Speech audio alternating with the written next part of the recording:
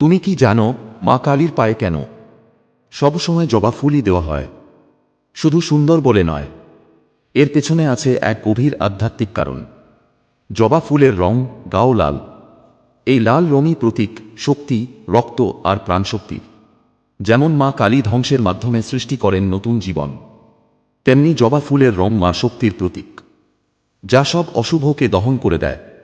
আরেকটা কথা মনে রেখো, জবা ফুলের 5টি পাপড়ি, প্রতিটি পাপড়ি প্রতীক পঞ্চতত্ত্ব এর: ভূমি, জল, অগ্নি, বায়ু, আকাশ।